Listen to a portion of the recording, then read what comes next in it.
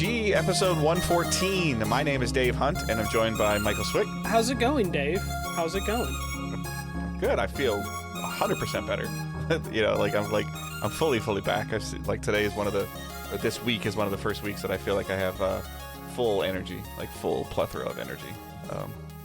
Some of it's been because I've been off work for a couple days, and some of it's just been maybe just long-term recovery, but I feel really good. And you're boosted now, so you had to recover from the boost as well. So you had a pretty active week. I feel like I got worse from the booster than I did from having COVID. But hey, your immune system has taken a hell of a beating the last 3 weeks.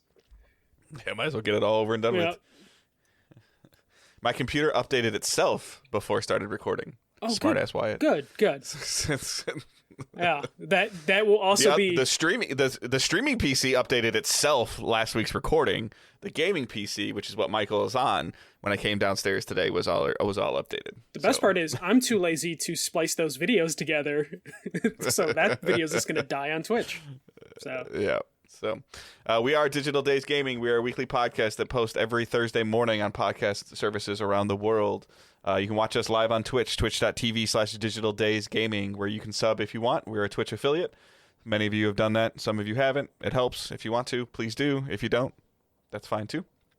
All of the other social stuff, Facebook group, Discord, Patreon, is all linked in the show notes. And we are definitely kicking off 2022 with some really bland and boring news. We have nothing to talk about today. Man. So it's going to be a really short show. Yeah. Let's start slow and stay slow. All right. First bit of news. God of War on Steam launched last week. Not surprising. Critical reviews. Fantastic, because it was fantastically reviewed on the PS4. But shocking. Specifically, it's a technical success. It's their best port that they've done to PC. It was revealed that it's been in development for 2 years, so not that they didn't take time with the previous ones, but it seemed like they learned a lot from the last ports they've done, so this one was the best to start. And it reached number 1 on Steam and had a concurrent player count of 70k, which beat Horizon and Days Gone by 20k. So at one point there was 73,000 people playing. So huge success. It's the highest PlayStation game has achieved on PC, both critically, technical wise, and then with the Steam sales as well. And that doesn't include the Epic Game sales. I don't know if they released charts for Epic Games, but I'm assuming it did well over there it did well over there like it did on Steam. So, unsurprising, this just shows you that this will probably be the path, but they have the studios now that they can make it not a 4-year wait in between games, but probably not day and date anytime soon. Well, and I think that the conversation during development will be existing also now of hey, if we do this, we might have a harder time porting to PC, or if we do it this way, it might be easier to port to PC. I think, will that impact development directly? No, but I still think it'll be a conversation of future, of future development decisions on any Sony property. And then, as expected, as with the PS5's architecture being so close to a PC, it'll probably be even easier for a PS5 only game to get ported. Yeah, I mean, systematically. Yeah, PS5 is a mid-level PC, so it's perfect entry level, as opposed to PS4, which was a low-tier PC. They would have to port up. Now they have something in the middle between high and low that they can work from. So, do you see they keep finding success? They see people want to buy this. Do you see that window becoming shorter in between when it launches and on PC? Yeah, I do see the window becoming shorter. I see, but I also see the demand over time starting to partially, in my opinion, starting to dwindle, because for a long time, you couldn't. Some of the stuff that they did in Days Gone and they did with the the FOV slider, the field of view and stuff that wasn't possible on the PS4, and we're definitely seeing that more on the PS5. So I think in terms of things that you can only get on a PC version that you couldn't get on a PlayStation version, those lines are being blurred as well. So, but I also think that depending on the systems that they're putting in the games, this does nothing but help growth. These 3 games doing good is not a surprise. Horizon, Days Gone, and God of War. God of War doing the best of all three is not a surprise either, because God of War was winning multiple companies and websites Game of the Year. So there was a lot of people that are like, I heard that was a really great game, and I don't own a PlayStation. Now I can play it. Versus like people with Horizon are like, hey, it's good. Like, don't get me wrong, Horizon's a great game, but it wasn't based on when it came out in like February or March. It came out the same year as Zelda. It wasn't, like, it didn't help that Zelda ended up overshining. it wasn't in the conversation from that. I'm not saying that's right. I'm not saying that's wrong. But any games that come out, unless they are of God of War's tier, which, let's be honest, Horizon's storytelling, from my understanding, is not as great as God of War's is. Now there's plenty of things that are positive about Horizon with combat, and then Days Gone's gone through its ups and downs and waves with what it's been. It'll be super interesting. I think that the one that I'm super fascinated about statistically will be Uncharted, because that's like a marquee, like top tier franchise of multiple years. God of War is up there with it, like and the bar has been raised with this God of War game. But like Nathan Drake, Uncharted, the movie, all the stuff that's going to be going out with it, it's going to be in people's memory, like front and center. But I don't think there's as much love for Uncharted as there is for God of War. Mostly because God of War is a franchise that's been around longer. So I wouldn't be surprised if Uncharted underperforms compared to God of War, just because God of War is like a gigantic marquee franchise.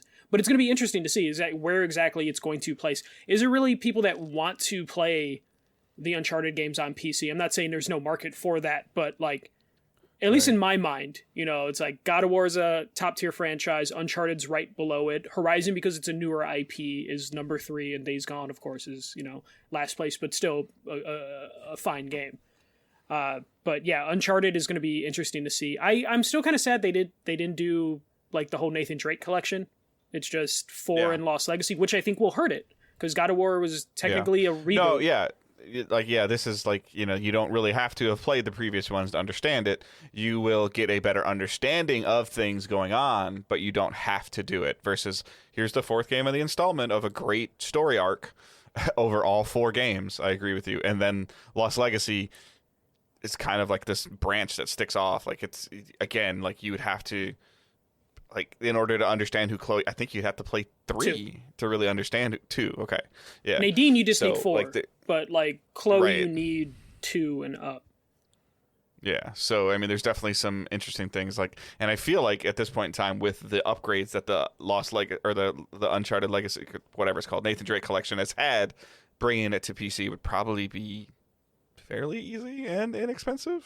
Well, maybe inexpensive, but it's just, is the work worth it? Like, if they're putting all that content out, because then they would have to probably bundle all 6 games or 5 games into one package. Financially, that might not make enough sense. But then releasing 2 $60 products on PC might make even less sense. So they're just like, let's just go with the best of the best. Similar to what we just talked about, though, I think that part of the reason why this is Uncharted 4 is coming to PC is because they're doing the PS5 remake or remastering. Yeah, they were just like, so, we did this work a little so more. like, oh, we can just do this and it'll work. Yeah. So like, that's super interesting. So like, it'll be cool to see. Like, I still haven't finished Lost Legacy just because I got to like the big open world, not open world, hub. But open main hub, and I kind of stopped. So yeah, because that's not what I want from an Uncharted game. I was actually like, as someone who's replaying all the Uncharted games right now, like I just finished 1. I really liked Lost Legacy because it felt like such a different experience. But I can totally see why, if you want an Uncharted experience, it's different enough that they might not quite fit those needs. But I almost felt like Uncharted 4 was just a little too bloated with the hour count. So playing like Lost Legacy being like an 8-hour game was like perfect for me. Yeah. And I think my love for Uncharted 4 has to do with the connection that my wife and I have with the game, of her investment into the story, and then, kind of like wrapping it as they did. Yeah. So. All right. So speaking of consoles and last gen stuff, this is just a small update on. Dave was right. Boring ass news section. But this all leads to something. PlayStation pretty much said that they are producing another million PS4s to compensate for the supply shortages with the PS5. It's just easier and cheaper to have access to the parts for the PS4, so they're going to continue producing another million PS4s, which means they're going to support the PS4 probably just a little bit longer, because there's like some obligation of like, if you're still selling PS4s throughout this year, you're probably going to want to support it for another year or two. And then Xbox came out and was like, oh, we stopped production on Xbox One in 2020. Like at the end of 2020, we just stopped producing it because we wanted to focus on the Series S and X. And so far, they've been able to produce plenty of Series S's, because you can find those relatively easy. I don't know if that means they're not selling well or not, but it's really hard to find a Series X. You can find a Series S, but an X is a little trickier to find.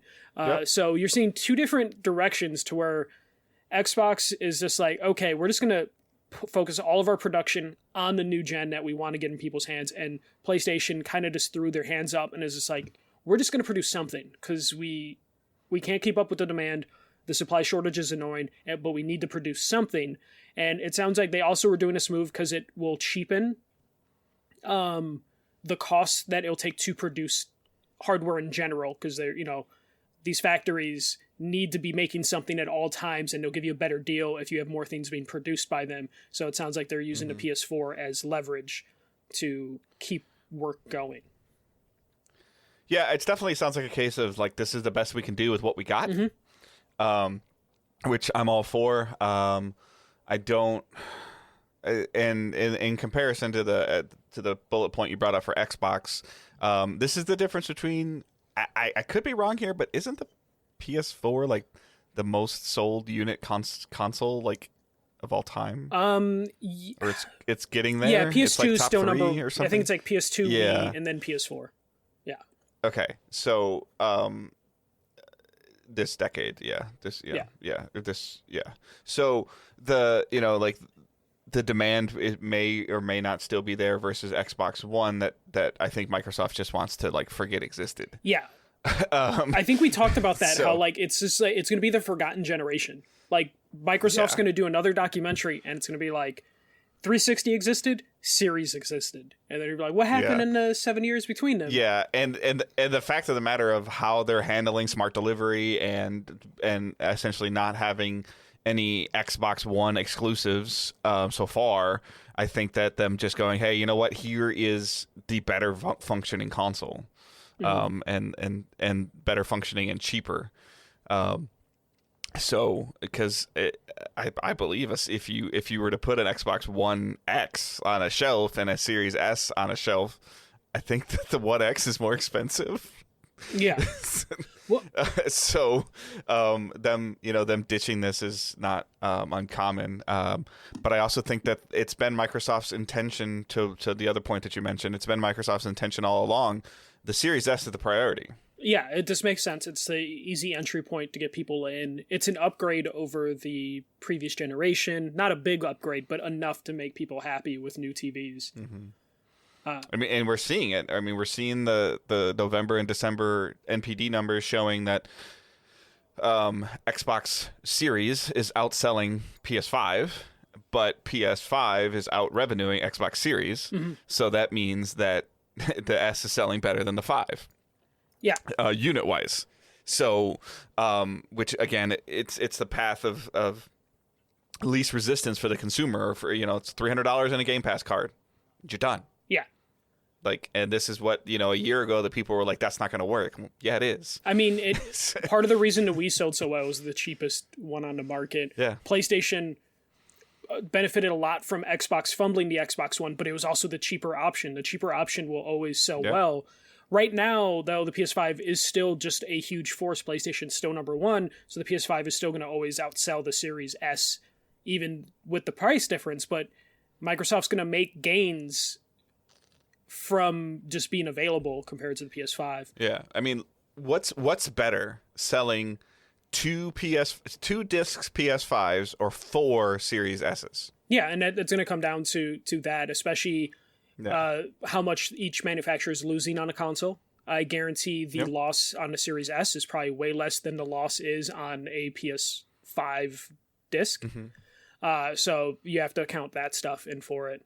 But yeah, and then also I'm pretty sure PlayStation is aware of, like, right now if you go on like eBay or Amazon, PS4s are hard to get. It seems like that's where the market is. They're like, we can't get a PS5. And I didn't realize that either. Yeah. Like, a PS5 is impossible A PS4 is not impossible, but you're going to pay for it to the point of where you might as well just wait and get a 5. Yeah, and we're not talking about pros. We're talking about the baseline PS4 is selling higher than MSRP right now, like on Amazon, on eBay. And you can't walk into a Target or a GameStop or a Best Buy or anywhere and buy a new PS4 Slim. Like it's just not there. Yeah, you will hopefully now that they're producing more, but those are going to get I doubt it, but I mean. Yeah, especially though I have to ask the retailers. It just looks bad. Yeah. Like, hey, we can't like optically again, and I talk about this all the time. Like Sony coming out and saying, hey, we can't keep up with the demand for the PS5, so our response is we're going to make more PS4s. I don't care what the number is. Like, okay, it's 1 million units, cool, whatever. It's 5 million units, I don't care. It's just one of the things of like you aren't able to produce your next gen console that you want people to buy. For whatever reason, pandemics, chip shortages, supply issues, delivery issues, you can go on and on about it. And your response is going to be, we're going to make more of the previous console. Like that's just to me, that's a bad look. And then they just serve it up for Microsoft. Like Microsoft wasn't going to say anything until Sony said something. So Microsoft's then like, oh yeah, well, we haven't been making that for a year. Yeah. Like, why would we do that? Like what, that doesn't make any sense. And because they wouldn't have said anything. But because they're behind, they need to take whatever they can get to be like, aha. Yeah. And they had to take that one. It's a dumb, petty one for them to take, but they might as well do it. Though. But it was still a softball. Yeah. Like, so. You're telling me the people at Microsoft aren't mad about the how to share games on PS4 thing? So they're just taking any shot they can get. And PlayStation, I guarantee they're not happy that they're having to produce more PS4s, but that's just the world we're in right now. And they need to, uphold stuff with manufacturers, and they also just need to have something on the financials of like, we moved this much hardware. We'll probably see the next financials where they're like, we sold this many consoles, and then if they're asked like, is that PS5 or PS4, they'll be like, both. just to make things better. It's the same thing. When the Pro first came out, we never really saw true numbers of the PS4 Pro. Now we don't ever see. We just see how many Xbox were sold. Obviously, you can read into the financials of it, just like I talked about, where like Sony's in third place the last 2 months, but dollar wise, they're in like first. Like they're just slightly behind the Switch because the Switch is just whipping everybody right now. Which the Switch is doing what Nintendo has been doing all the time. Cheap hardware is really easy to keep produced and in stock. And it's just that red box with the Nintendo logo on it that mom's like, yeah, that one. So it's like, like none of this is like super surprising, I guess, other than the fact that Sony came out and said, well, no, we can't keep up with 5, so we're going to make 4. We're like, what? Yeah. Like, why? Like, I get why, but why say it? Like, yeah. More Sony news. This was making the rounds, though people forgot this happened in the US last year. Sony has pulled the PS Now cards in Europe, so no, you can no longer buy individual memberships for PS Now in Europe. You can still buy them directly from the console, but there will be no cards in the store. So they moved them from Europe this year, and they did the same move last year in the US. People are assuming this means the Project Spartacus is coming sooner. No. I do think this is a confirmation that they are doing something this year with their subscription. I think they are. Not because of this. No, not because this is something you would do before you do that, though. They're not doing it because of this. No, this is the thing you have to do. But they pulled all the Uncharted digital cards and the God of War digital cards, and they said buy PSN cards. Yes. So they want you to have they want you to have a balance on your PSN wallet. They want you to have to take the card, go to the store, not just type the code in. They want you to buy something and then see that you have a $5. This is gift card 101. No, I know, but this specifically, I think they are planning to do something with PS Now and PS Plus this year. And honestly, of the companies, this makes sense for them to do.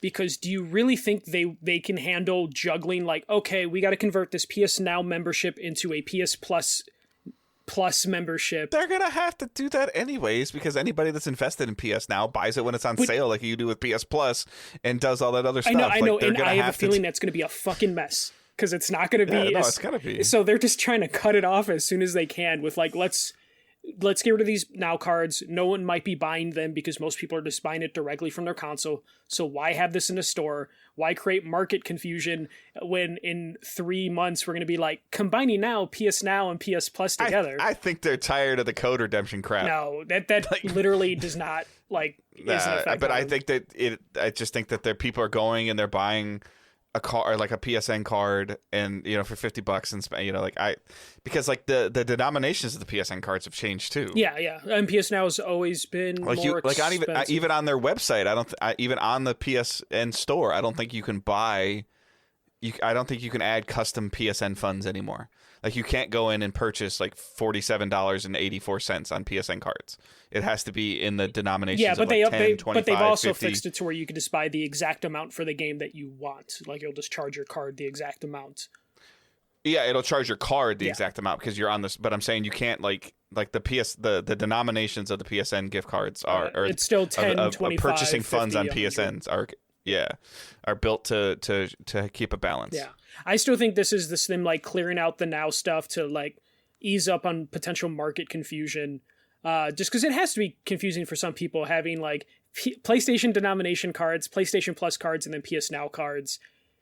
People probably, to your point, just pick up the denomination card because it's just like, fuck it, I'll just use this and then we'll figure it out when I'm on the console itself.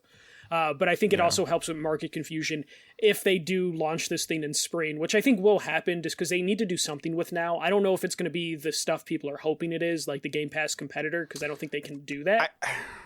I just feel like this is similar to what like Apple did a couple years ago, where they stopped doing like iTunes and Apple, like where like customers were confused, like because wasn't it like Apple Music and then Apple, like there was like different, you could buy different cards that did different things. I think it at one all point in time. dipped straight into the iTunes library, but it was weird having multiple cards that just dipped into the same thing. Like you would look at a display and you'd see like 4 Apple cards. Yeah. And you wouldn't know what they were for. Yeah. Like, I mean, you could read them, but you could accidentally pick up the wrong one, and then you give it to your kid or your friend as a gift, and like, oh, I don't don't buy music on my Apple thing. I use Pandora or whatever, and and it's an Apple Music card versus like I want a card to play Angry Birds, to buy like. Well, I think they just did a thing wing where they were just labeling the cards. They were all the same thing, but they labeled them different, where it was very confusing, and people were like, "Oh, you're out of music cards." Like, no, just buy the other one because it's the same fucking thing. But it's like for anybody, like when I worked for Foot Locker, like, oh, you don't have any like Foot Locker gift cards, like, no, sorry, we're sold out of them, but you can have this like this one with like the Nike logo on it. Oh no, they're gonna think it's a Nike store. Well, it says Foot Locker on it. Like the stuff that confuses a consumer is just fascinating. But this is why you would remove the PS Now cards. Just get rid of that confusion. Fine. It's 20% for whatever Project Spartacus is. It's 80% for market customer. Yeah, ease of use. I would agree with that. I still think Project Spartacus will be something. I just don't think it's going to be the Game Pass competitor, especially when we get to this next story. What the fuck do you put on a Game Pass competitor at this point?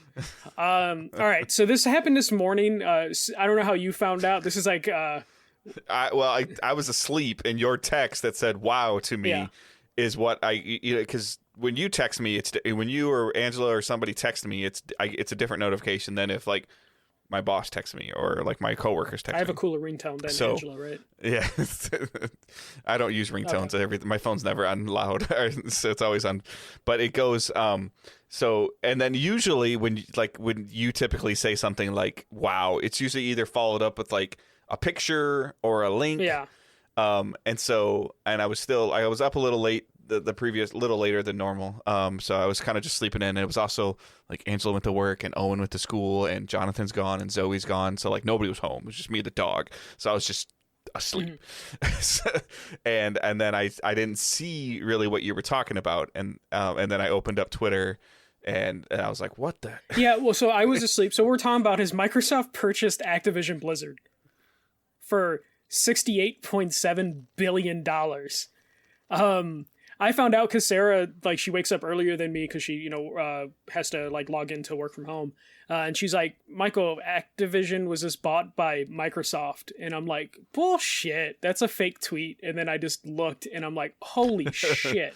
Especially because she said Activision was bought for $70 billion. I was just like, yeah, what? Like, there was very much like a, what the fuck is happening? So Microsoft aka Xbox, now owns the following properties: Call of Duty, World of Warcraft, Overwatch, Diablo, Starcraft, Spyro, Crash Bandicoot, Candy Crush, Guitar Hero, Skylanders, a bunch of other stuff that they could easily do stuff with. They also now own Activision Publishing, Blizzard Development, Infinity Ward, Sledgehammer Games, Ravensoft, Treyarch, Toys for Bob, Keen Entertainment, and other studios. They now have more than 30 studios in the Xbox brand. Thoughts on just that part before we get into more of the technical parts? Like, holy shit. Yeah, it's definitely one of those, like, we had been speculating, and it sounded like something big was coming from Microsoft, and I think we all were like, we well, predicted can't be this. Activision. We joked about this a couple weeks ago when Microsoft was like, we're going to reevaluate their relationship with Activision. And I think you joked they're just going to buy them, or I joked they're just going to buy them. But we laughed it off.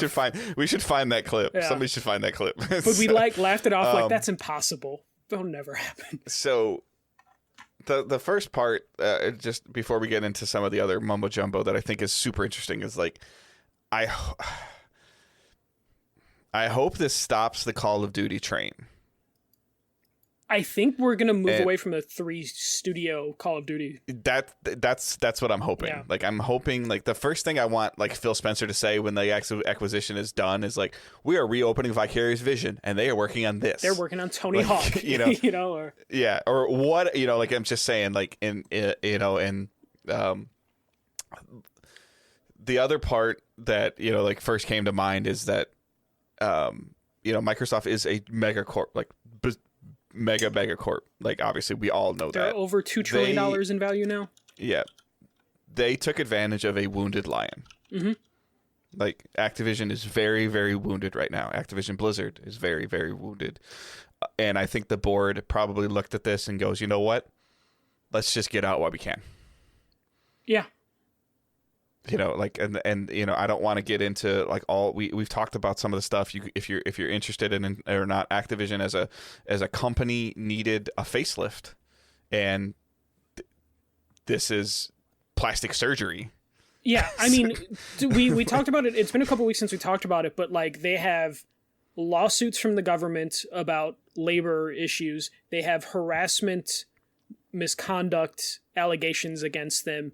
They are currently going on, like, a little bit of an issue with, like, strike. I think, like, Ravensoft is, like, on, like, a partial strike, which is why because of layoffs. Yeah, which is why Warzone is in, like, the worst shape it's been, is because, like, they're having, like, a strike, a layoff, and all this happening. So Activision is pretty bloodied, and I'm assuming this was Bobby Kotick's way of being like, let me just do this as my last thing before they come for my head for being a shitty person.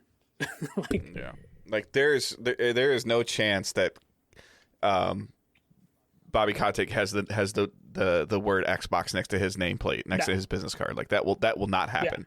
Yeah. He is there to serve as a liaison until this merger is completed, and then he will not be in the video game business through my Xbox. So the biggest, go ahead. Because right now they said Activision Blizzard will remain independent until the deal is closed, but they did warn the deal will take 18 months because it is a $70 billion deal.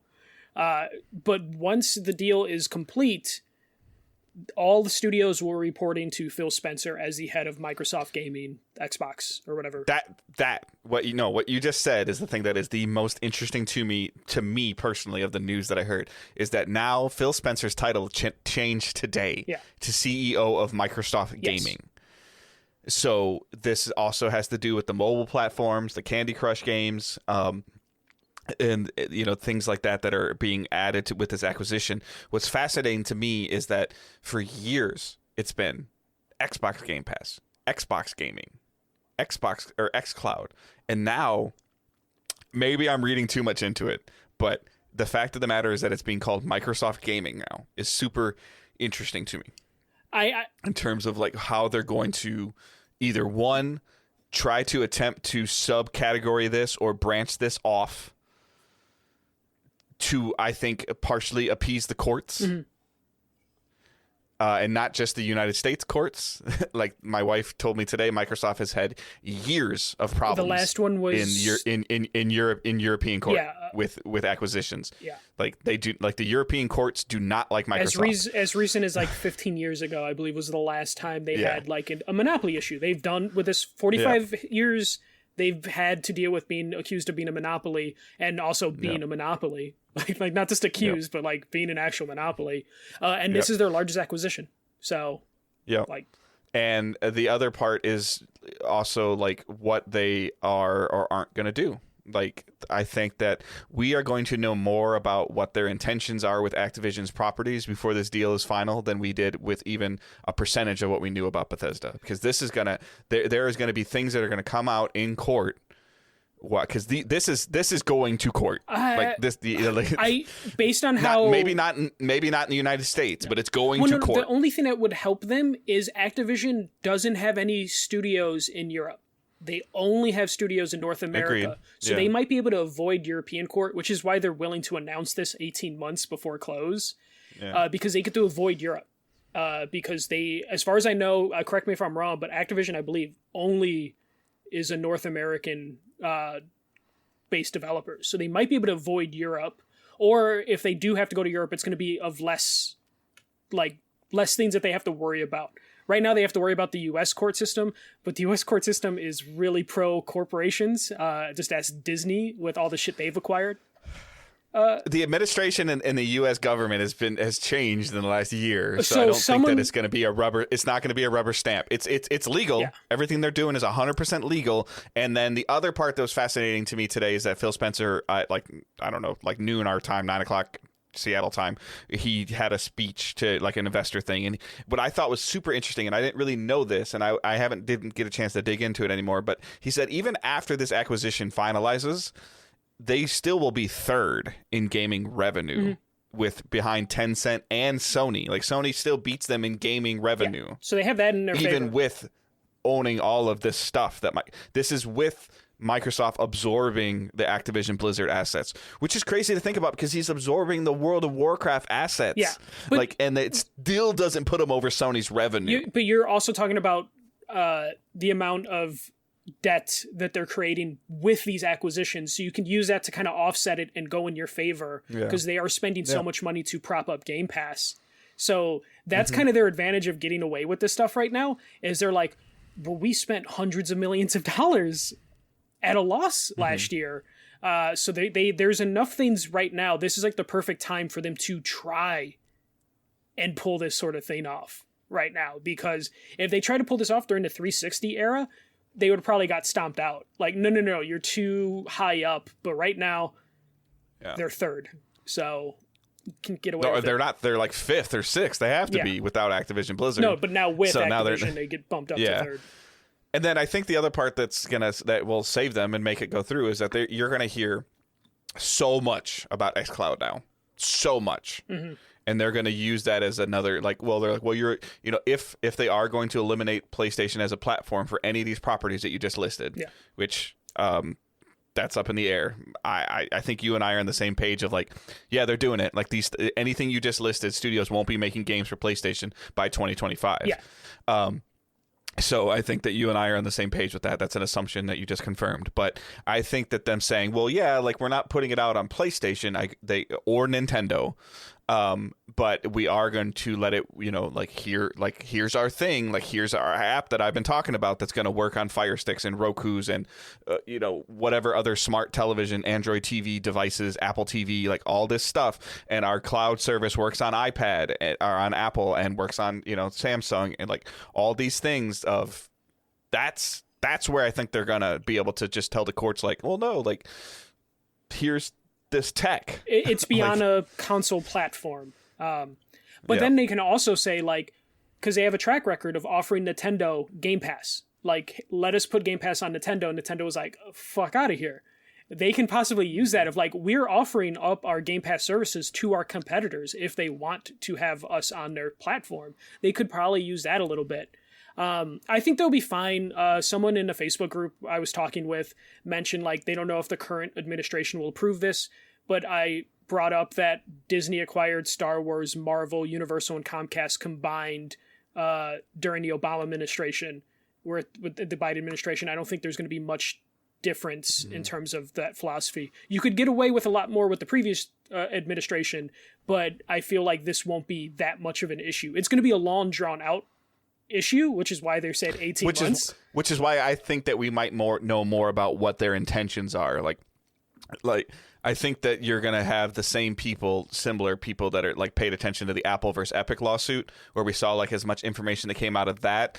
Not that this is a lawsuit, but I think that there is going to be court records that are like, hey, this xCloud, like we're going to find out about the xCloud app or whatever it is because of this acquisition. Potentially, depending on how thorough it gets, if it has trouble. Like, there could be a thing where they just get rubber stamped within a week and we don't get any of this info.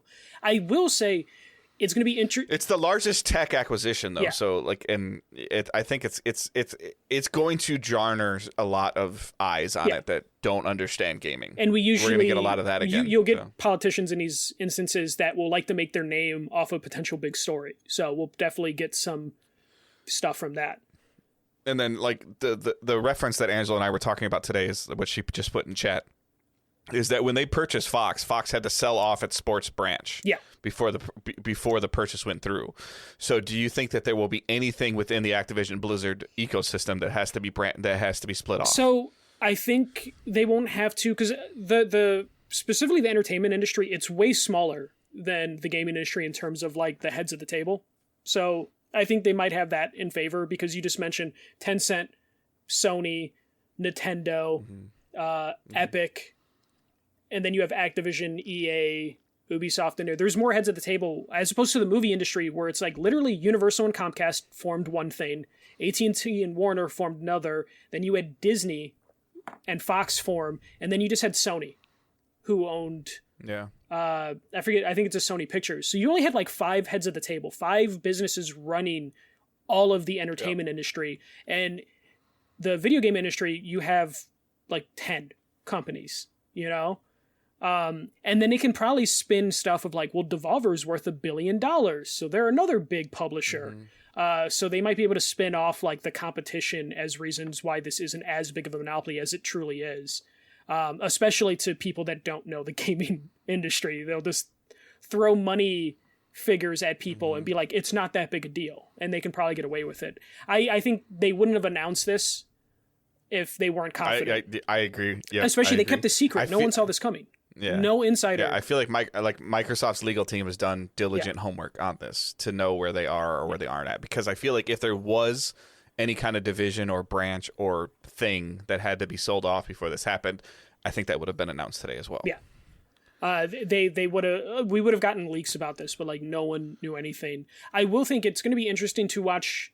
So basically it sounds like the deal with Bobby Kotick is because they want him gone. But they need someone to sit at the top right now. But because they don't own them yet, they can't get rid of Bobby Kotick. So I wouldn't be surprised. I don't know the legality of like how much Microsoft can tell Activision what to do, but I know they can put provisions of like you have certain goals to meet for this deal to go through. I wouldn't be surprised. Kotick will have a list that he can't obtain. Yeah, I have a feeling it's going to be like, before we acquire you at the end of 18 months, you must settle all of your lawsuits. Like settle, pay them out, don't give a fuck. Pay whatever you have to do, or Microsoft will just pay it out when they get there, because Microsoft's not going to want to inherit the lawsuits. They'll just be like, open the checkbook. We already spent $68 billion. What's another billion to them at this point? So they might tell Bobby Kotick, like, you need to take care of all your lawsuits. We don't care if you get a hit on the head. You're going to get Microsoft stock at the end of this. You're going to get your golden parachute. Yeah. And then we might see Activision move some stuff around. Like you mentioned, like, do they just put Vicarious Visions back by itself? Do they just start rehiring people at Raven of just like, here you go? Here's my number one question for you that I'm curious about it, that I've been like, what happens to BattleNet? I think they keep it just because it's so ingrained in World of Warcraft and Overwatch. I think you keep it because it probably doesn't cost a lot to keep that running. Though, if they close it, it would be good because, holy shit, dude, like, people that try and fish people use BattleNet. It's like the oldest trick in the book. I don't know how many times I get an email being like, your World of Warcraft account was stolen, and I don't have a World of Warcraft account. Right. So I think it's gone. I don't think it exists by 2025.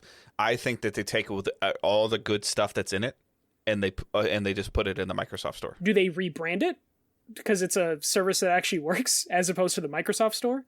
And just use them to... because like I mean it'll be called Microsoft Gaming. Or yeah, whatever. but like the structure, like it just you update it one day and it's like this is the new Microsoft Store or the Xbox Store. Yeah. I don't think it's gonna be called the Xbox Store anymore. No, I think Xbox is too big a name brand for them to just change it to the Microsoft Gaming. Because is it still called Xbox Game Pass or is it just called Game Pass? Game Pass PC. And then, but I meant like any of it's just Game Pass. I think Game Pass PC, Game Pass Ultimate, right? It's not Xbox Game Pass. I think on Ultimate. console it's still Xbox Game Pass. On PC it's Game Pass PC or PC Game Pass. And I know it has like the Xbox logo on it. Like I know that. I don't think they get rid of the Xbox brand, but like to your point earlier, what they do with Call of Duty is going to be the most interesting because right now is the big debate that we all had with Bethesda. Will they make Call of Duty exclusive? And here's the part that really sucks about this right now. That really sucks for me. I don't mean to cut you off. I'm sorry, but this is the part that really sucks: is that we haven't even had enough time with the Bethesda ZeniMax merger to speak to any kind of historical context, other than what they've said. Other than Phil Spencer's lip service, and he's doing the same thing today. He's almost like he doesn't own you just them take out the word Bethesda, insert the word Activision, and like I think he like took the same screen copy and just moved it around. So right now, I think the only Call of Duty that you will see, and I'm gonna just keep using 2025 as a benchmark because that's when the sale is gonna go through and contracts are probably gonna expire. I think the only Call of Duty you're gonna see on a PlayStation platform is Warzone. Yeah, they'll keep that going because that is their biggest cash cow. Warzone, I think, will forever be multi-platform because I think that will be their like 10-year platform, and it just makes sense. It's free to play. Like it, why wouldn't they do that? But if they inherently change how Call of Duty is developed, which I believe that they will, that will become a PC, Xbox, Game Pass exclusive. Yes, that is what the Call of Duty that comes out in 2025, that is what that will be. And the reason I think that they can get away with that is because of PC. The thing that people are forgetting the most is that PC wins this console war every time. Oh, yeah, they do. Every single time. PlayStation is not the majority of the player base for Call of Duty. They are the majority of the console player base, but if it's 35-40% PlayStation and it's 25% Xbox, it's the rest of the percent that I can't add in my head right now, PC, to equal 100. So between PC and Xbox, it's over 50%. And they want the Game Pass subscriptions. They want you to buy it. I don't see the next fully inherited, developed with Phil Spencer running Activision being on PlayStation. Yeah, the way I see it, you'll get your multi-platform game Call of Duty this year because it's already mostly done for the most part. You'll see next year's Call of Duty be multi-platform because it's 18 months until this deal closes, and then maybe the 2024 one, since they are on like a 3 studio cycle.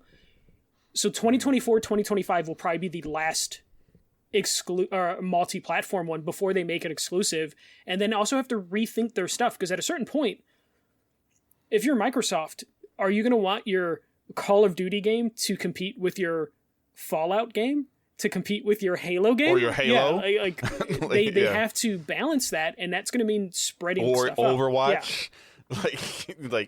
It's super, super interesting. Like the thing that most people that I saw today that I think is a terrible take is that like, oh, like WoW's going to come to console. No, it's not. No. They tried that. It's failed multiple times. Like it's always been prototype type of shit. There was rumors it was coming to Xbox this year or some shit, and I don't think that's going to happen. Also, that's a dead game. Like I don't think that's going to really do anything. That game's going to need to be fundamentally rebooted. But in the same argument, if you spend $7 billion to acquire ZeniMax and you've begun to make their games exclusive, which they have now, why would you spend 62 million or billion more and not do the same thing? Especially, and I know that Call of Duty sells based on names, but if you look at the IPs that Activision owns, it ain't that big shiny star. Yeah. It's Call of Duty It's very and some top other heavy stuff. for the most part. Yeah. Like, it's like they have like 2 or 3 marquee franchises, and then the rest is like, it's going to be cool to see the backwards compatibility team bust out some of these older games and put them on Game Pass. They did say like they're going to bring as many games as they can to Game Pass. The only reason they say as many as they... Once the acquisition is final. Yeah, once the acquisition is final. The reason they say as many as they can is there's music licensing shit that they won't be able to do, vehicle stuff that they might have done. But for the most part, it probably means that the backwards compatibility team who just, said they were sunsetting the service are probably like, oh shit, we're going to have to backwards compatible. We're going to have to do this work for like a couple dozen games now because Activision is now part of Microsoft. But realistically, I just... Would I think people are like they would lose a lot of money by not being on PlayStation. But the thing is, I looked at some of the numbers; are really hard to come by. Activision usually will brag about hitting $1 billion sales for each Call of Duty game the last couple years, but they never brag past 2 billion. It's always they do a brag about $1 billion. So how the PS5? How much is it selling? Like 3-1 Xbox? Like PlayStation? No, not even close. No. It's like I don't know how to phrase this, but every 2 PS5s you sell 1.5 Xboxes. Okay. So if you put that ratio into Call of Duty's numbers, I know it's not perfect. So you're talking about like them potentially losing $500 to $750 million per Call of Duty that they wouldn't have the revenue. But Microsoft doesn't give a shit about the pure revenue right now. They care about a part of this deal. They said they have 25 million subscribers to Game Pass. So Microsoft has probably done the math already like they did with Bethesda. And they're like, okay, of the however many people are playing on PlayStation, how many can we put a Game Pass if we just have Call of Duty on Game Pass? And then they look at the numbers. How many can we pull from PlayStation if it's exclusive to Game Pass? And that number, I'm pretty sure they're willing to take a substantial loss because they're trying to hit 100 million by a certain year. I forget what year they're trying to hit 100 million subscribers, but the best way they're going to do that is with something like Call of Duty. And we've also seen historically Call of Duty dictate the market. Yes. Okay? Like when Call of Duty was in its partnership with Xbox 360, it is, in my opinion, the number one reason why the Xbox 360 sold so well. Halo helped it, but in terms of like its longevity of consistent game development coming out, Call of Duty.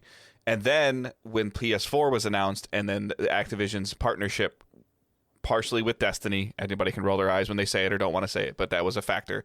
And that I'm sure that Destiny package deal had something to do with Call of Duty as well. When Sony got the Call of Duty 30-day early access or whatever hell it was, I can't remember. Back. But yeah, that's pushed the PS4 in the direction it's going. And so now it seemed to be wherever you could get the content first is where the consumer went. Right now, nothing has forced a, and I hate using this term, but it's the best way for me to explain this. Nothing has forced a Call of Duty bro to get a PS5 or an Xbox Series yet. Nothing. Yeah. Other than the built-in friends that they bring from PS4. No, I'm saying nothing has forced that consumer to upgrade. Yeah, for the most part. Because the games are still coming out to prior gen consoles. So, when they have to make this decision to upgrade soon, because Call of Duty will draw the line in the sand, whether they're owned by Microsoft or not, and the next one, next year's Call of Duty is probably going to be PS5 and Series only, right? Yeah, I would imagine, because I believe that's how the last one was. So that's going to force that will force the consumer to make the decision of what console to buy, and if they know that Activision that Xbox is purchasing Activision, I'm sorry, they're buying an Xbox, whether it's an S or an X. And it might not be this year because it won't be on Game Pass right away. And I'm sure there's some I'm not even talking. This is the only game that these guys buy. No, I'm saying, but until that moves over, you're not going to get them to leave early because a lot of them aren't going to be that well informed to know, like, oh, Microsoft's buying Activision, I better move over now. No, not now. When they're forced to. Yeah, when they're forced. When they're forced to buy to buy the next Call of Duty that doesn't work on their system. Yeah. When they're forced to buy, so when the Call of Duty Pro is forced to buy the next Call of Duty and it doesn't work on his PS4, and he has to decide between PS5 and Xbox, by then he or she will know that Xbox owns Call of Duty. Yeah, well, you would hope, and they'll buy the Xbox. Because that's the thing is, until this deal's closed, it's going to be like Microsoft can't really advertise, that they're the exclusive home, and I'm pretty sure this prevents Activision from signing a deal with Microsoft for Game Pass early. They're going to have to wait it out until that. But yeah, like you're completely right. Once they force that option, then you'll see the Game Pass numbers tick up, which again, I know people hate us talking about Game Pass, but that's what Microsoft's plan is right now, is they want to be the Netflix of games, and 25 million subscribers isn't the Netflix of games. If you want to talk, if you're that, Game Pass only cost $1 a month guy, that's fine. They're still making $25 million a month. Yeah, and it doesn't only cost $1. And another aspect of this is because you're bringing in all of Activision, it means they can probably cut less deals with third-party developers because they're bringing in this Activision library on top of their Bethesda library, on top of their Xbox Studios library, to where they don't. The indie dev's gonna go, hey Microsoft, hello, hey, can we just like pay you to put our game on here, please? No, not to that extent, but their library is going to increase exponentially because because of what they already have and own. Yeah. And the other thing that jumped in my head was like, everybody's like, I don't like Game Pass because I don't own my games. The more companies that they purchase and own, the bigger their guaranteed library gets. Like, you're not going to hear about Spyro coming off of Game Pass. Unless some weird music licensing shit happens. Forza had to be taken down because they don't have licenses for the music of the cars anymore. But it was replaced by another Forza. Yeah, the newer Forza, and just rotate those out. Yeah. But what I think is going to happen is they're going to force those people to just move over to Game Pass, or buy this app. Yeah. Or play it on the cloud. Yeah. But they don't care about selling consoles. Yeah, exactly. They just want to increase their subscribers. They don't care about selling consoles. They want to sell you a controller and a subscription. That's it. And I know you were half joking on Twitter today, but I also think it's a valid point. Okay, Sony, you want Call of Duty on your platform? Put Game Pass on your platform. Yeah, and that will probably be something that they bring up when they're like in court of like, we're offering Game Pass to our competitors. How are we a monopoly if we're offering our services to them? Sony already allows Apple on their platform, and you have to pay to have that. They allow Netflix on their platform, you have to pay to access that. Yeah, like why? And we're offering them Xbox Game Pass, and they're saying no, and you're telling us now we have to release our game on their platform? We're already offering to release our service on their platform, and they're declining. Which includes our game. Yeah. So it's like, I think what this will lead to, like I in terms of what I was talking about with Microsoft will then deal with less third parties, it probably means that they're not going to go to Square Enix and pull another Outriders, or they're not going to go to Warner Brothers and do a Back for Blood deal. Or if they do, it's going to be substantially lower than previous deals were, because their first party library is now so substantial and never changing. Well, and now they have the user base. They're not going to need MLB The Show and Back for Blood to hope to increase the user base. Like, the user base is going to be increasing exponentially to where they're going to go to them and be like, I don't know, I'm just talking about rough numbers. Like, hey, we're thinking, you guys give us $5 million, we'll give you our game for Game Pass. And the Microsoft's like, well, our user base is over 50 million now, and so our data shows this, and that blah blah blah blah blah. Like, we're gonna offer you 2.2 million, and you can have your game on Game Pass. Yeah, because like they're in the driver's seat now versus before, a year ago, 2 years ago, where it was like 9 months ago with Outriders, where does Outriders need Game Pass, or does Game Pass need Outriders? Exactly. It's changed now, and that's going to change to where games need Game Pass. Yeah, if you're an indie developer, Rainbow Six Extraction. Yeah, if you're an indie developer, you probably want to be on Game Pass. Windjammers 2 is on Game Pass this week. I am so excited. I didn't even know it was on Game Pass this week. You're going to see a lot of that. Death's Door is on there. If you haven't played it, play which it. I'm kind of upset about because I bought it on Nintendo like 3 weeks ago. I bought it on PlayStation because it said haptic stuff. Yeah, and then you played it and you're like, it could have been a Game Pass. Yeah, it's fine. I really think and I don't know if the condensing, the consolidation of the gaming industry is going to be healthy for gaming in the long run. This is a fear of mine of like, Microsoft's gotten bored with projects before. If in 2025 or 2030, Dave, you're laughing, but there's a chance that Microsoft's like, you know what, this just isn't working. I don't know what the fuck happens to all these studios. I don't think that will happen because this is part of a long game. But it is a concern when a good chunk of your industry is owned by one company. This is Microsoft wipes their butt with what they just bought Activision for. But at a certain point, that's going to continue to get into a larger sum of money. But they had to have seen something. And this is the part that I'm fascinated with. Either Phil Spencer's... Excuse me, you guys know I don't do this much. Either Phil Spencer's a really fucking good salesman. Yeah. Or they're seeing something, not necessarily a return on investment, but they're seeing something increasing with the Bethesda acquisition for them to go, okay, we got one more. We're all in. Yeah. We're all in. We're all in. And he's like, and is it the CEO, that Cicada person? Is it, does Phil have her ear? I think it's a she. I'm sorry if it's not. But there's got to be something that the board is seeing from Spencer or from stats or from data that's like, okay, yep, sure, let's just open the checkbook again. Them seeing stuff and what the actual results will be can be completely different things, though, and that's a fear that I have that 5-10 years down the road, they're like, shit, this didn't work out, or it didn't work out as well as we thought. Let's start consolidating stuff. They'll sell it off. They'll start ripping it off piece by piece. Yeah, and then you're just Tencent will then be there, and then we'll actually own everything, and then it'll be like shit. I do think we'll probably see some sort of consolidation within Activision probably this year. I hate to say it, I don't think they need 4 studios working on Call of Duty, and they'll probably look at people. A lot of Activision people are going to lose their job in the next 18 months. And that sucks. That will happen. Yeah. You would hope Microsoft would probably spread people around, move studios, but then open up positions at other places. But eventually, that's going to happen. They didn't do it with Blizzard or with Bethesda, but they're buying a lot more with Activision. So hopefully that doesn't come.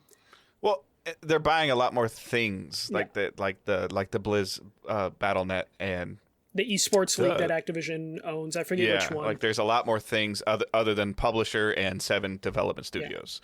Yeah. And so now they're buying a publisher, a platform, a PC platform, which is what BattleNet is.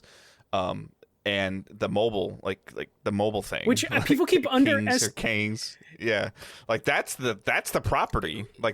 That's the property. That's the thing that prints money that will allow them to take losses in other aspects of their business and be like. And then that guy, that company, or that board, or that team gets to come to the table and talk to Obsidian or it's the thing we talked about with people about. Hey, have you thought about doing this with a mobile thing with The Witcher? Well, not Witcher. Just like we were talking. Not Witcher. I'm sorry, with Fallout. Yeah, Fallout. Yeah. Hey, we saw this other Fallout game that you guys did. It was successful. It was cute. But what about let's play with let's take the floaters off and let's go in the deeper water. Well, no, that will definitely happen. We talked about it with Take-Two and Zynga, where they acquired Zynga, and it's just but what if this casino game said Grand Theft Auto Online, and Bethesda, and now in this deal, Candy Crush people, Keen Entertainment, are going to be like, what if this was a Spyro game?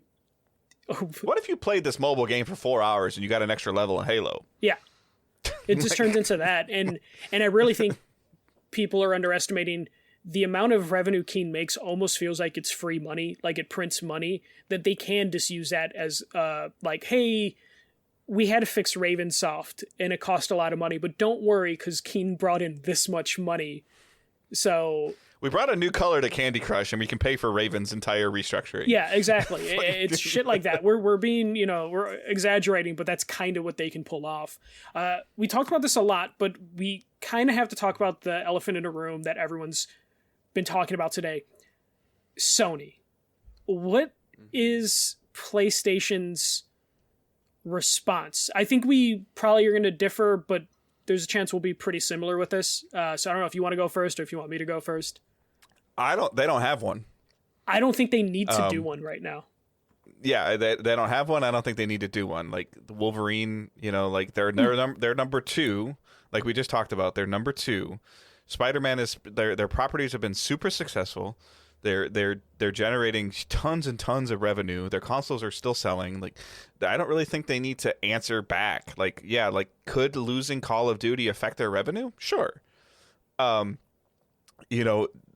Does it hurt if PlayStation becomes a little bit of a niche system to where, similar to what I think Michael's already using his PlayStation for, is for PlayStation only games? It becomes Nintendo, and Nintendo does just fine with being that. So Nintendo doesn't have any of those. I'm not upset that I own a PS5 that I might only play 4 games a year on it now in the next 3 years. Like I'm not mad about that.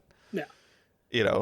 I'll play God of War, I'll play Wolverine, I'll play I'll play Spider-Man 2, I'll play Horizons, I'll play the old Horizon before I play the new Horizon. Like the stuff that they have is the same thing when they bring out, when they bring out a cool Donkey Kong on Nintendo, I'll play it. When they bring another Zelda out, I'll play it. Like I did Skyward Sword. It's there. I'm not upset I'm not upset about it. Do I think they need to sit here and come back out and say Killzone Collection and a new next gen shooter? Like, no, like that's not going to help them. So what I think they need to do is continue to do what they did this past year. Acquire smaller studios that you have a relationship with that do quality work. I think it's too complex for them to buy a Square Enix. It's too complex for them to buy a Capcom because Square Enix has its own fucking problems. Just like Activision has its own problems, Sony isn't as big as Microsoft, so they're not going to want to... Sony has its own problems, like what's going on at Bend and what's going on at Naughty Dog, and like what happened with that other studio that they were supposed to be working on something and now isn't. Like they have their own internal problems. Yeah, and they're not... I don't know if they're large enough to be like, you know what, let's take Square and we'll get Final Fantasy, but then we'll have whatever problems they have with all the other franchises that are dormant and the studios that are in weird spots. But I think that it would be smart if they acquire some more studios, maybe make a first-person studio a first-person shooter studio would probably be good. Who? I don't know, but at this point you can snipe enough talent from other studios and bring them over. If you want to make a new first-person studio, sure, but you're not going to go buy one. No, not necessarily, unless one of the studios is available out in the market right now, which I don't know if there are any. But I think their best bet would either be make a new studio or acquire studios that they have partnerships with already. Lucid Games doesn't sound like that's going to work out. But you still acquire something, but I don't think they need to go out of their way to do anything. If anything, they just need to get more artillery studios so they can help the Naughty Dogs and the Guerrillas produce their games a little bit quicker. Because if they can't... Because Microsoft still hasn't produced shit outside of Halo Infinite and Forza. Yep. So they can at least do that of hey, here's our next setup of games. We're not going to pile so much work on Naughty Dog to where they're just log jammed right now, and then we're going to get 3 Naughty Dog announcements at one time when everything's cleared up. So I think their best bet would be to just continue on their path, which has led them to be number 1, and just kind of do tunnel vision like Nintendo. Nintendo acquired 2 studios last year. No one talked about it because they're the studios that they partner with, and then once you're acquired by Nintendo, you're just Nintendo. You lose your name for the most part. So they just need to do what they're currently doing, which has led them to be number 1. I did think of something. I think back to Sony's deal with Disney, where they basically allowed Tom Holland to be in the Disney films, and in exchange, they got to keep the Spider-Man IP, and then they also ended up getting the Spider-Man IP for video games. Now, what if, throwing this out there, what if Microsoft goes to Sony, and they're like, do you want Call of Duty on your platform still? And Sony's like, yes. And they're like, well, we would really like Spider-Man and Wolverine on our platforms too. It's not going to equate money-wise, but Microsoft could be work with us. Like, we will still produce Call of Duty for your franchise. It won't cost us shit to do, really, because we already have these companies capable of doing it. But you need to work with us. MLB The Show, this wasn't a one-off deal. We don't want to deal with MLB. We want to deal directly with you. And we need some of your IPs. Not all of your IPs, but those Marvel IPs would look really nice on Xbox. Mm-hmm. Maybe they can work on some sort of trade there, because they've shown they've been able to work with a billion-dollar company before with Disney. Maybe they can work out a deal to where the Marvel games can come over and Call of Duty can stay on the PlayStation platform. I don't think that's like a crazy out of the realm of possibilities. But I think that's... but I don't think it's going to happen. I think it's more likely than Sony announcing tomorrow that they bought Ubisoft or Warner Brothers. Agreed. I think you'd see Game Pass on a PlayStation before you see that. Yeah, because I just don't think Sony... And even in, like, honestly, if Sony bought Ubisoft tomorrow, do you think Assassin's Creed is a PlayStation franchise? No. Like, I don't know if that does anything for PlayStation. Warner Brothers might be a decent pickup, but okay, Mortal Kombat comes over. And like the DC license, and then you just have DC and Marvel games on PlayStation exclusive. I don't know if there's a deal out there outside of Square Enix, but like we said, that's a whole other set of headaches. So I think Sony's good at staying pat. It does fuck up any of their pass if they were doing a Game Pass competitor, because it's like, who the fuck do you make deals with now to bring content over to your Game Pass? I could see more of them reaching a partnership with Square Enix or Capcom, which they've already been doing with. Right, like hey, we're here's similar to Final Fantasy 7 and 16, 7 and 16, yeah. Like it'll be something like that, to where that you see more of a a partnership deal, an exclusivity deal, and stuff like that. But I don't think that they're going to. I don't think Sony wants Capcom or Square Enix. To your point, in the chat, Billy brought up that they do have a multiplayer game. I just don't know if it's a first-person shooter that they announced with. It is. It's a first-person. It's a first-person competitive shooter. Sometimes, always monsters. Yeah, the Destiny people, right? Yeah, a whole bunch of former Destiny, bunch of guys. Yeah, so that could be something. But we don't know anything. We don't know anything about that. We don't even know what that game is called. Just hopefully they don't fuck it up and slap a Killzone logo on top of it and be like, it's Killzone now.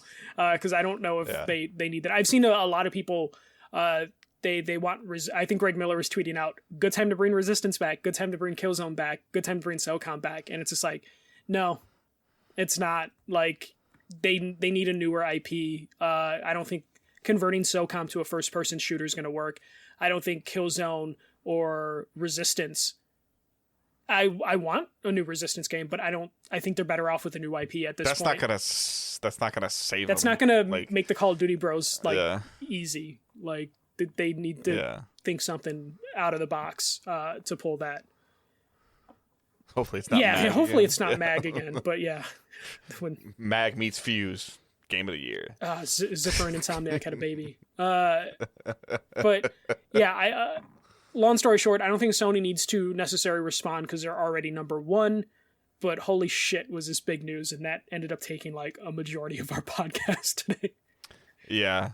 So we're going to go through some of this other stuff really quick. Please, any thoughts or things that you guys have, post them in the Facebook group, tweet them at us, send us Discord. emails, podcast at, Discord. Like the email is podcast@digitaldaysgaming.com. If you want to send us stuff, we can try to go over this. This will probably be some kind of a subject every 4 or 5 weeks, probably. I would assume, as Phil Spencer's going to say something, Kotick's going to say something, Sony's going to say something. This is going to be... There's a sports radio guy I listen to constantly in Detroit, that he's like, you know what, I root for radio, and today was a root for podcasting day. Oh God, yeah. So, this is content for quite a while for us of any little headliner. Phil Spencer breathed on Kotick. Is he staying? Yeah, literally bought a golden parachute. We're gonna get stuff like that over the next couple weeks. So we would love to hear your guys' thoughts, your guys' feedback. As always, it's always appreciated. So quickly, what's delayed? So now Microsoft has had to delay, right? Microsoft they're helping publish it. I don't think they're developing it. Yeah. Stalker 2 has been delayed.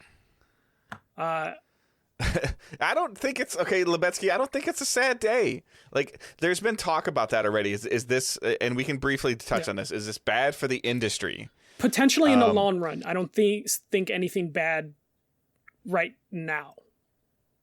And we haven't seen any substantial damage from the Bethesda acquisition. Like, we haven't seen them. We haven't seen a game. We haven't seen positives from it or negatives from it. But like, is this going to be something where another set of eyes looks at what Activision and Blizzard has been doing from the development side and goes, "Hey, hold up a second. Let's not try to make the next FIFA. Like, let's just make something that's fun and successful." Like, that's What are the odds the CEO of EA saw this news and then just smashed a plate? Like, it could have been us. I ignored his call. Damn it. Yeah. Damn, why did I send that call to voicemail when Phil called me last week? Like, so I don't necessarily think it's bad for the industry. I think I fear that in the next, if something like this didn't happen, I think you missed us talking about if Sony were to buy Square or Capcom, which Michael and I don't think they will.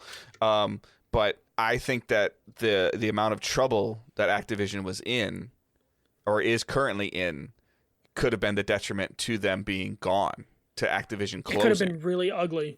Yeah. Yeah. Blizzard could have closed. So I think that, Michael talked about it, like, okay, you have to settle all your lawsuits, but here's financial stability. Here is the parachute of, you need to get off this bridge. And there's a boat down here for you to land on, and this boat will take you.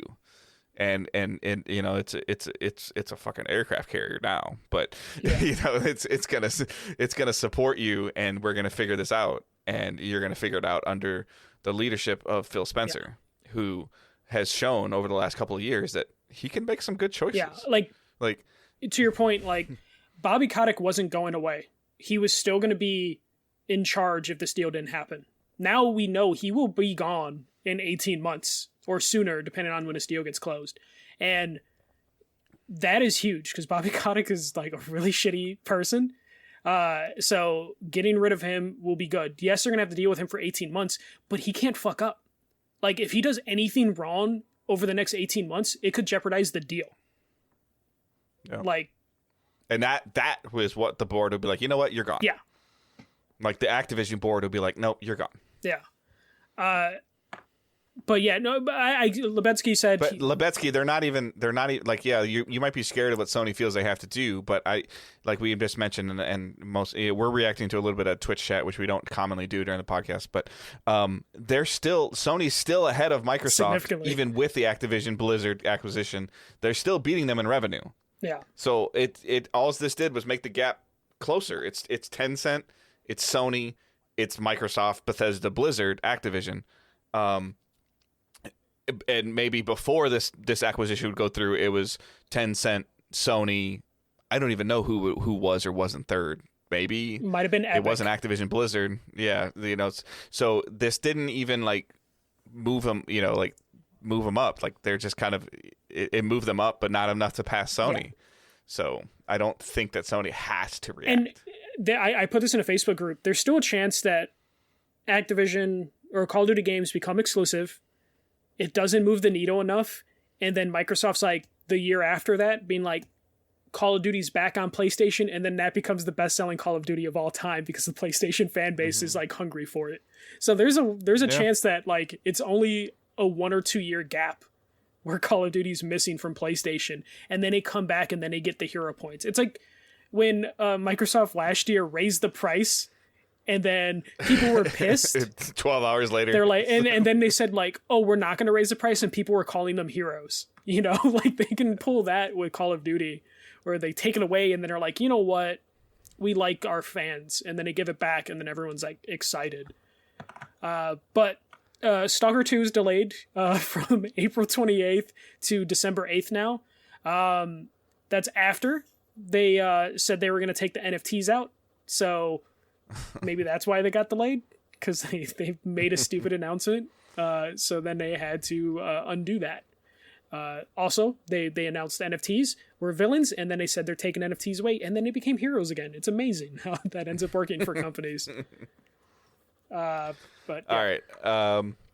So what we're playing and watching, we're running a little long. Thankfully, I haven't played a whole lot, just because like going back to work, getting back into the swing of things, getting my daughter moved back into getting her moved back into the dorm, which my wife did because Kentucky got like 8 inches of snow.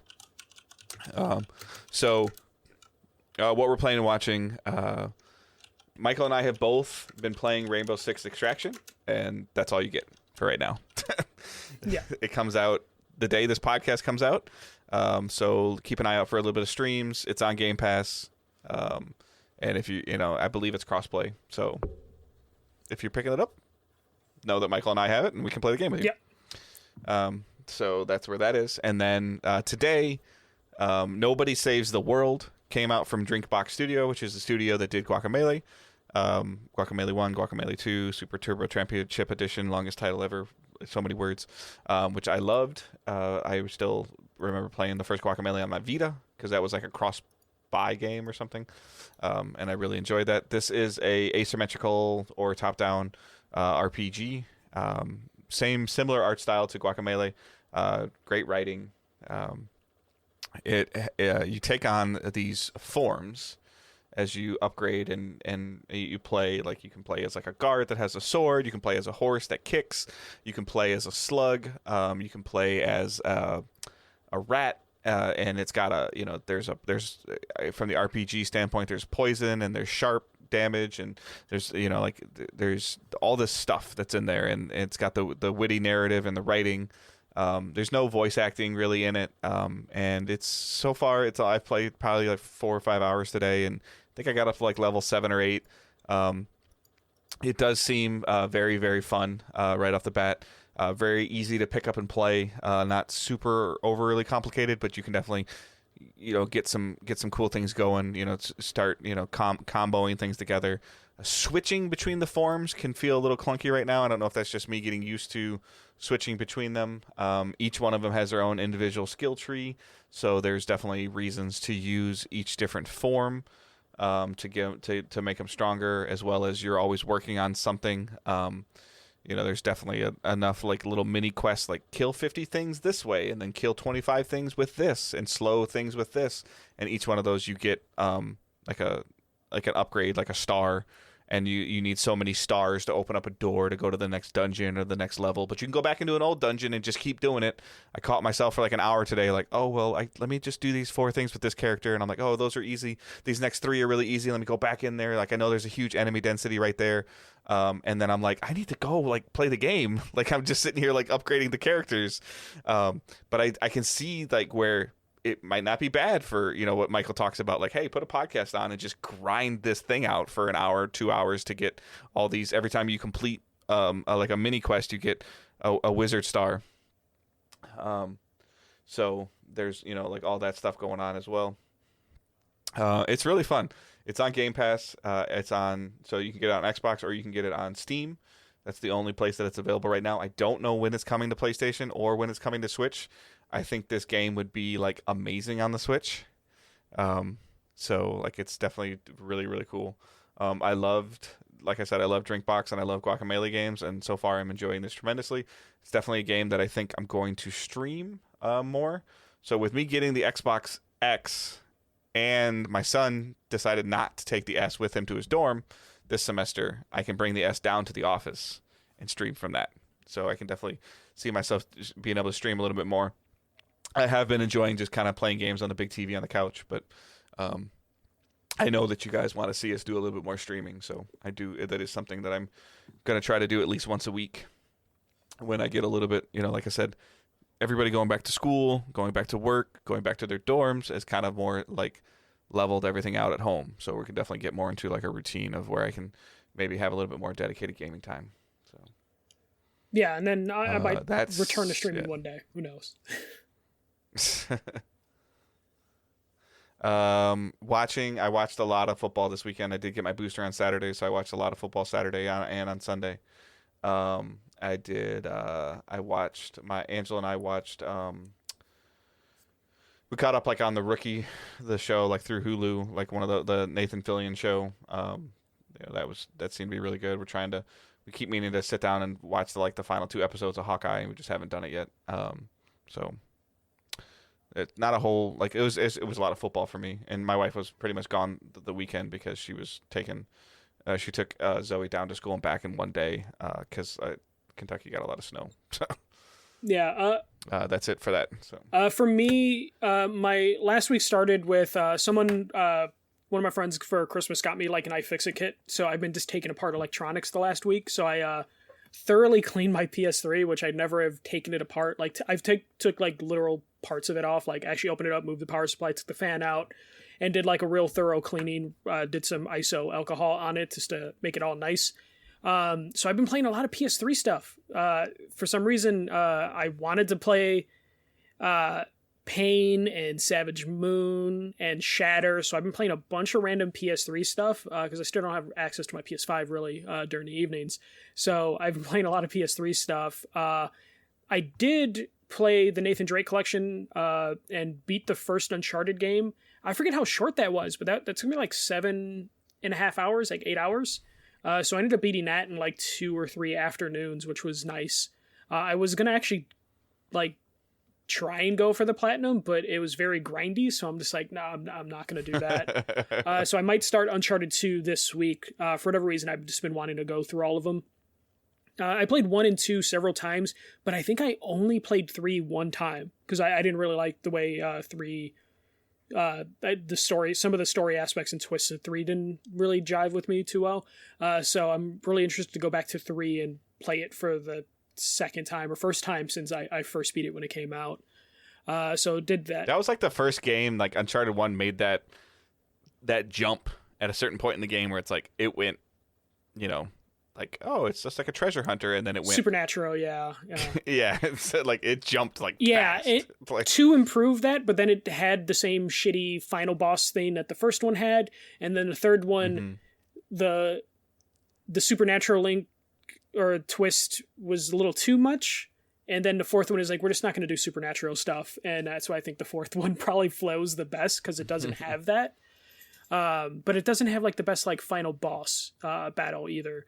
So something Naughty Dog really needs to work on with their Uncharted games. I remember fighting I think the number 2 boss more than I do any of the 4 games. Yeah, number 2 was the weird nectar one where you had to keep shooting the nectar pods to like weaken him. Yeah. Was it out blue stuff? It was like blue goo or something. Yeah.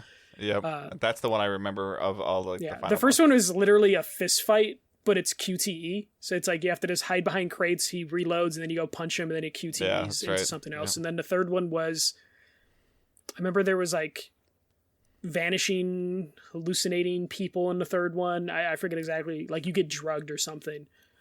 But yeah, going through that, as you mentioned, Rainbow Six Extraction played just a little bit of that, but that's all I can say about that. So that's kind of it for me. Like I did finally finish The Sopranos rewatch. Show still holds up. I do remember vividly why people were so upset at the finale, but I was fine with it. I think I talked to you last week and I finished Hawkeye. Hawkeye and Shang-Chi was last week. You're like, it was just okay. Yeah, and same thing with Shang-Chi, where I was like, yeah, it's fine. But that's pretty much it for me. It was just playing a lot of PS3 stuff, so I don't want to bore you guys with like me playing old games. Though Savage Moon still holds up and is still hard as hell, which is super frustrating. I ended up like spending like 2 hours yesterday on like one level, and didn't even 100% it like I wanted to. But yeah, it's a good Game Pass week because the Guacamelee developers game, Windjammers 2's coming out. Rainbow Six Extraction's coming out, so I'm going to be playing probably a lot on my Xbox as I kind of return to work, since last week I was dealing with like COVID stuff and waiting for test results. So I'm back to work after having a week off. So going to try and just fit in whatever time I can with Extraction and hopefully some other games that I can't talk about just yet. Nice. All right, so we did tentatively have on the agenda the 2022 game outlook, but we're going to push that. Yeah. Because this show is a little long-winded as it is, and we're kind of right around the time frame that we want to be. So send us what you're most looking forward to playing this year in 2022, whether it's Horizon or God of War if it comes out. Elden Ring, all this stuff, Destiny, Witch Queen, all this stuff is coming out this year. So as we, hopefully Gotham Knights comes out this year. So please let us know what you're looking forward to playing.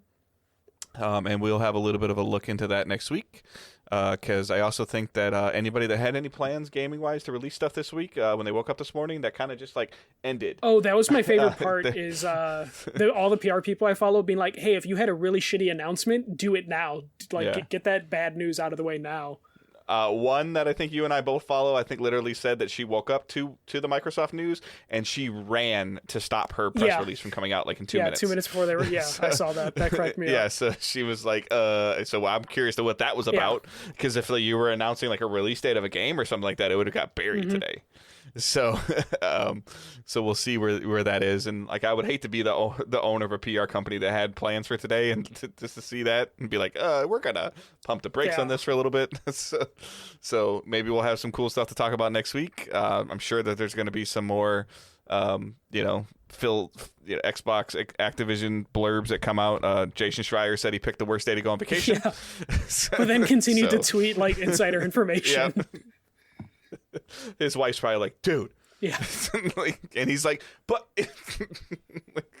So, but yeah, like, please follow us on Twitter. Something else that we need to do a little better job is maybe tweeting at least something once a day. That Michael and I have kind of not done very much with that main account. So the main account is at Digital Days Pod. Michael's is at The First MJC. Mine is at Good Dave Hunt. Facebook group, Discord server are linked in the show notes. Join those. Let's have a conversation about Xbox. I know Branham in Discord was like about 12 o'clock or 1 o'clock today started posting about it, and we're like, I'm like, man, there's a whole bunch of conversations going on in the Facebook group, so we need to kind of go back and forth a little bit. I know some people are not for Facebook, blah blah blah blah blah, but that's why we try to have available platforms for everybody. So, and then patreon.com/digitaldaysgaming. There's tiers there that you can read about and look at and support if you want to support. Other than that, I think that's all we got. So, Michael, you got anything else? No, just don't be a dick. Yeah, keep moving forward. Talk to you guys next week.